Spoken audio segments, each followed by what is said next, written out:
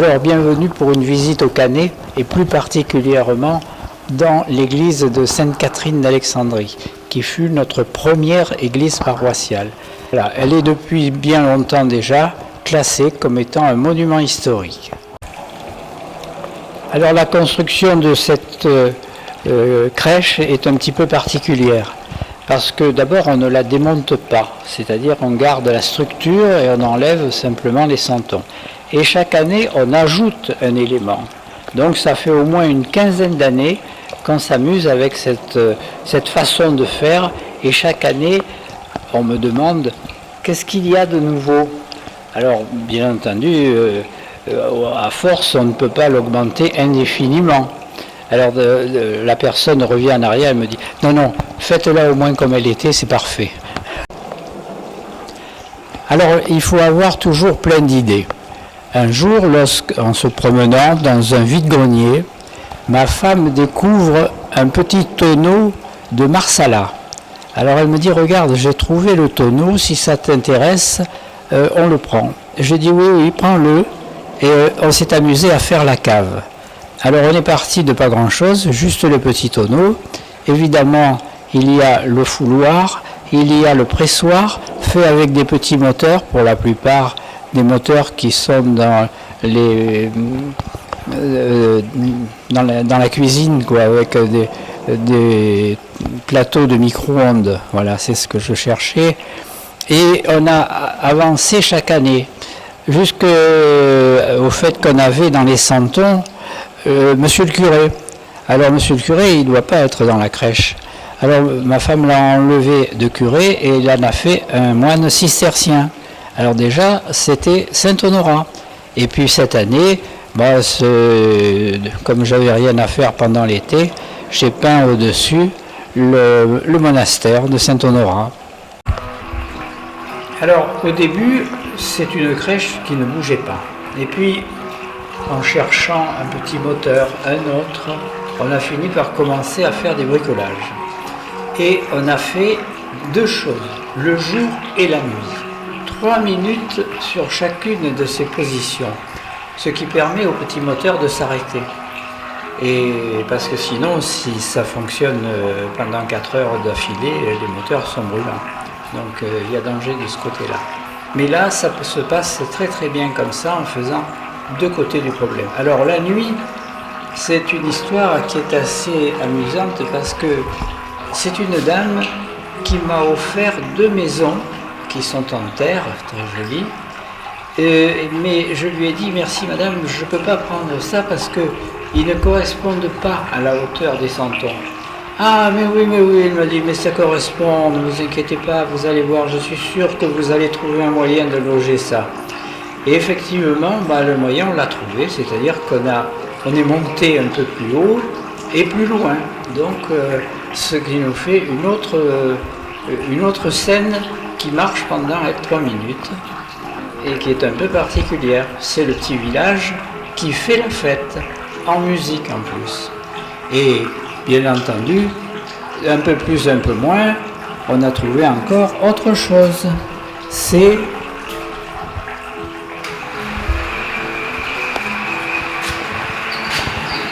voilà, le train d'Épingle. Et bien sûr, il fait aussi partie du décor, celui-là.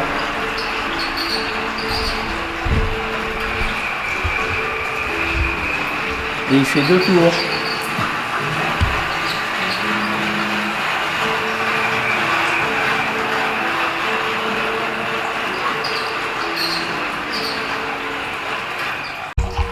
Voilà, alors là, on a encore la ville du Canet de nuit. Alors devant vous, la rue Saint-Sauveur, avec le clocher du village, et puis la petite fontaine qui coule tout le temps. Ça donne une harmonie un peu particulière à la crèche. Et puis tout à l'heure, le jour va se lever. Voilà, le jour vient de se lever. Alors évidemment, tout le monde arrive sur la place du marché, bien sûr. Et il y a vraiment un monde fou, hein, parce que c'est là que se faisait toute la journée. Hein. on avait les produits de la campagne qui étaient là. Alors devant il y a le marchand de marrons qui est en train de faire cuire ses marrons sur le feu, bien sûr. Il y a ceux qui sont assis au bord d'un mur sur la fontaine. Dans le fond là-bas il y a une petite charrette qui est tirée par un petit âne qui s'appelait Chicoulin. Alors Chicoulin, c'est un petit âne qu'on avait dans la rue Saint-Sauveur. Et ce petit âne, il servait à véhiculer tout le monde dans la rue. Il portait les aliments, les fruits, les légumes, etc. Jusqu'au jour où, pendant la guerre, on n'avait plus de viande. Alors Chicoulin, il a fini sur l'étal du boucher. Et quand on m'a raconté cette histoire, j'ai dit, voilà, on va lui rendre hommage à Chicoulin, il faut qu'il soit dans la crèche. Alors là, voilà aussi une scène très particulière que seuls les vieux habitants de notre région, parce que c'est plutôt le Valoris, ça, le connaissent. Ça s'appelle l'écoulane. Qu'est-ce que c'est que l'écoulane? Eh bien, l'écoulane, c'est d'extraire de l'orange la peau et de la faire sécher sur des bâtons. Lorsque cette peau sera séchée, on va la distiller et on va obtenir l'extrait d'écorce d'orange amère qui va dans beaucoup de choses, dont bire et picon. Je vous dis bire et picon parce que au bout derrière la dame là-bas, il y a un petit bonhomme avec le chapeau noir dessus qui a à la main une bouteille de picon. Voilà. Alors, c'est une image qui se faisait surtout dans les distilleries, pas dehors comme ça en plein air. Mais c'est une scène qui est tout à fait reconnaissable. Alors que personne n'imagine ce que c'est, un jour une dame arrive là, elle arrive au bout, et d'un coup quand elle voit ça, elle se retourne et elle dit à son ami, viens voir, ils ont mis les coulanes. Alors c'est difficile de donner une date avec les vêtements qui sont dessus, mais on va mettre à peu près dans les années 1830. C'est à peu près les costumes qu'ont tous ces personnages. Alors ils sont dans un décor aussi très local. Dans le fond on voit la mer, on voit Saint-Honorat et Sainte-Marguerite surtout. Mais Saint-Honorat, on ne voit qu'une partie du fort. L'église n'existe pas à cette époque-là. Et sur le côté, on voit la croisette avec le rocher de pierre longue, qui est une particularité, ce rocher est aujourd'hui le soubassement du port Canto. Alors là, voilà un personnage qui a une particularité, c'était très amusant. J'ai construit ce petit santon, qui est la dame qui est en train de faire de la couture avec sa machine. Et au départ, tout simplement, quand on envoie le courant, le moteur tourne et elle tourne tout le temps. Et il y a une dame qui a visité ça, elle est restée un bon moment et puis elle m'a dit, monsieur, ça ne va pas. J'ai dit, qu'est-ce qui ne va pas? Elle me dit, ça ne peut pas tourner comme ça tout le temps, il faut qu'elle s'arrête et qu'elle reprenne le point. Ah oui, j'ai dit, c'est vrai, vous avez raison. Alors, évidemment, derrière, il y a un bricolage incroyable pour qu'elle s'arrête et qu'elle reparte à des moments n'importe lesquels. Lorsque la dame est revenue, je lui ai dit, voilà, j'ai réparé le truc. Alors elle a éclaté de rire, bien entendu. Alors évidemment, il y a quelque chose absolument impossible de ne pas mettre, hein. Il faut que ça y soit absolument. C'est le canal de la Siagne. Voilà, on a tous connu ça, on a joué là quand on était gamin, on a nagé des bateaux, tout le monde connaît cet endroit qui est vraiment gravé dans notre mémoire, sauf que maintenant sur la partie du Canet, de Mougins et du Canet, ça n'existe plus, Cannes non plus, c'est dommage. Enfin bon, on a l'eau. Alors les gitans, c'est une partie très importante pour nous en Provence. Donc on ne pouvait pas faire une crèche sans qu'il y ait des gitans. La petite dame qui danse, elle est très particulière. Elle est en cire et elle a appartenu à monsieur le curé qui m'a fait ma communion. Voilà, alors évidemment, ce serait de très mauvais goût de ne pas le citer, Monsieur Bonnard. Monsieur Bonnard qui peint son dernier tableau, L'amandier en fleurs. À côté de lui, vous trouverez une petite jeune fille qui est décédée il n'y a pas si longtemps que ça. Elle s'appelait Madame Beleu. Et ce fut sa seule, disons, écolière. Sa maman travaillait chez Monsieur Bonnard et elle s'asseyait à côté et elle regardait peindre Monsieur Bonnard et elle est devenue artiste peintre. Voilà.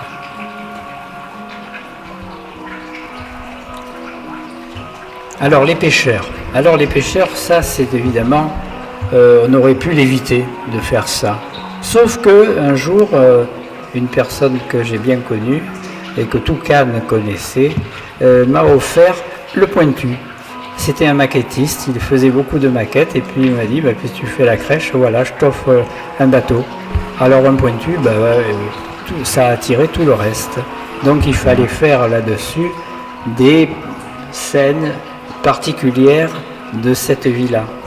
Et donc on a fait un petit cabanon là-bas. Le petit lampion que vous voyez qui est allumé n'est ni plus ni moins qu'un taille-crayon. Et puis le charreton qui est devant avec ses grandes roues. Ça c'est la roue du carrosse de Barbie. Alors ce qui est amusant dans ce genre de choses, c'est pas d'aller acheter des choses toutes faites, c'est de faire marcher votre imagination et d'essayer de produire quelque chose en partant de l'imagination. Alors voilà un autre élément aussi très amusant, le palmier. Le palmier, le haut est tout simplement en plastique. On l'a trouvé aussi dans un vide-grenier. Et ma femme me dit, est-ce que ça t'intéresse? Ah bah oui, je lui dis, prends-le, on fera quelque chose. Et on a fait le palmier. Mais le reste est faux. Ce qui est amusant, c'est que un monsieur qui est paysagiste, et que je connais bien, est venu ici, il s'est penché, il a regardé le palmier, il me dit, enlève le cica de là, il ne tiendra pas. J'ai dit, t'inquiète pas, celui-là, il tiendra. Pourquoi je lui ai dit ça? Eh bien, tout simplement parce que le tronc a été fait avec une pomme de pin qu'on a démontée dessus, collée sur un bois rond et puis un petit peu plus écarté dans le haut. Et voilà, ça fait le palmier. Alors après, lorsqu'on fait visiter la crèche, il y a deux personnages qui sont pas tout à fait pareils, les grands et les petits. Alors les tout petits sont assez... voit les images comme elles sont, c'est-à-dire les personnages et tout, sans se rendre compte de l'histoire, bien entendu, ils la tiendront plus tard. Alors au départ, ils sont très curieux, mais ensuite, ils deviennent un peu excités, ils se promènent partout. Alors je me suis dit, il faut trouver un moyen pour que les enfants restent calmes. Alors la ville m'offre des bonbons, bien entendu, et on a caché, pour les faire trouver, 9 petits chats. 9 petits chats sont cachés dans la crèche.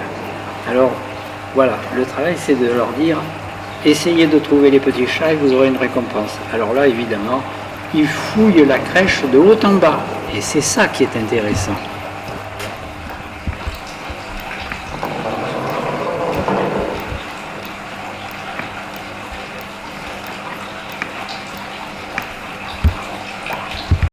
Alors on a l'âne en haut qui fait tourner les meubles. Et voilà, si vous entendez, en tournant, la meule elle fait du bruit. Mais je me suis dit, un jour il faut que je démonte ça et puis que j'arrange le bruit. J'avais quelqu'un à côté de moi qui m'a dit, surtout ne faites pas ça. Laissez les deux pierres grincer l'une sur l'autre, c'est exactement le bruit que cela avait dans le temps. Je dis, c'est vrai, vous avez raison. Alors le bruit il y est. Il faut toujours un peu d'humour dans la crèche, il faut qu'on rigole un petit peu. Et là, on a un spectacle assez particulier. Les deux mamies qui se sont endormies l'une sur l'autre, et puis le chien qui est arrivé, il a renversé le panier, et il s'en va avec les saucisses. Alors il y en a qui m'ont dit, mais comment vous avez fait les saucisses? Oh ben les saucisses, c'est pas compliqué, c'est tout simplement la cire du Babybel. Alors là, on a aussi le cordonnier. Alors là, il y a un petit garçon qui un jour regarde fixement ce personnage et puis il se retourne et il me dit, Monsieur, pourquoi est-ce qu'il y a quelqu'un qui tape avec un marteau sur une chaussure qui est à l'envers? J'ai dit, c'est parce qu'il est cordonnier et qu'il répare les chaussures. Alors il réfléchit 2 minutes et puis il me dit, mais on répare pas les chaussures. Moi, les miennes, quand elles sont foutues, on les jette et on va chez Decat en acheter une autre paire. Voilà, alors il faut dire aussi une chose dans l'histoire, c'est que quand on achète les santons, la seule chose qui nous intéresse, c'est le visage. Ça, c'est très difficile à faire, bien sûr. Mais à partir du visage, pendant pas mal d'années, c'est ma femme qui a refait tous les costumes. Alors, avec des vieux tissus, des morceaux, des choses que l'on a trouvées en cours de route, etc. Et ça donne maintenant vraiment une image de ce qu'étaient les vêtements de l'époque. Alors, quelque chose aussi qu'il faut remarquer là, c'est la qualité des costumes que tous ces personnages ont. Quand on va dans un vide-grenier et qu'on cherche et que des santons nous tombent entre les mains, ce qui est important, c'est le visage. Mais à partir du visage, c'est ma femme qui prend la suite des opérations et qui construit les costumes à l'ancienne avec les tissus anciens que l'on a un peu dans les caisses, qu'on a récupérés un peu de partout. Voilà. Alors, gastronomie. Les enfants sont toujours très curieux. Alors, une question, je leur ai posée, regardez bien. Là, c'est une cave où l'on fait du vin. Vous connaissez ce qu'est le jus de raisin. Alors, tout le monde dit, oui, on boit du jus de raisin. Eh bien, le vin, c'est ce qui va suivre. Et comment on fait à partir du jus de raisin, comment on fait du vin? Alors là, on n'a jamais su ça. Alors, il y a plusieurs épisodes. Le premier, c'est que on foule le raisin, on détruit le raisin, on le hache, si vous voulez, et ça tombe dans une grande cuve qui s'appelle la tine.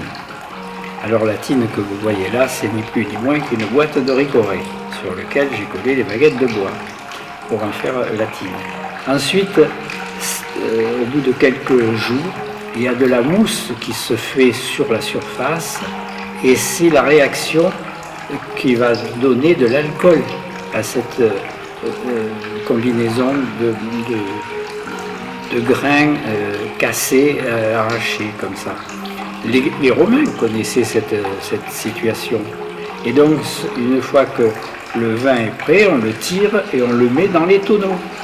Et à ce moment-là, voilà, on obtient le vin. Alors, il reste dans la tine encore beaucoup de saleté, enfin si on peut dire, le reste des grappes qui ont été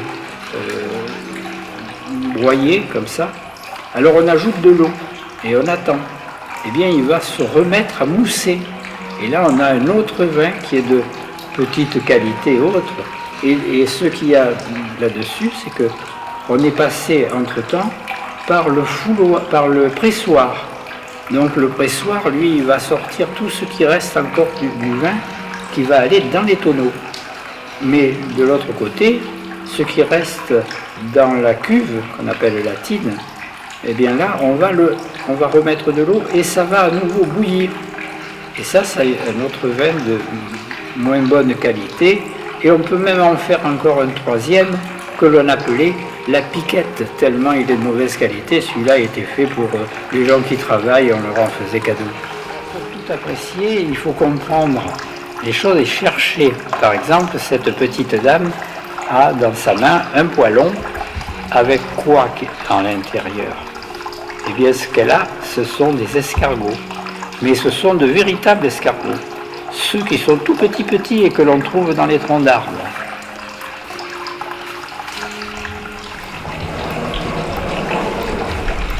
Alors en fait, la crèche Colonna, c'est une très belle histoire et une très longue histoire. Une histoire qui n'a pas été ni inventée ni imaginée. Regardez bien Marie, comment elle est habillée. Et vous allez voir maintenant Marie telle qu'elle est au plafond de l'église. Mais ce qu'il faut savoir, c'est qu'entre Marie qui est dans la crèche et celle qui est au plafond, il y a plus d'un siècle d'écart. et ceux qui l'ont construit, tant l'une que l'autre, ne se sont jamais vus.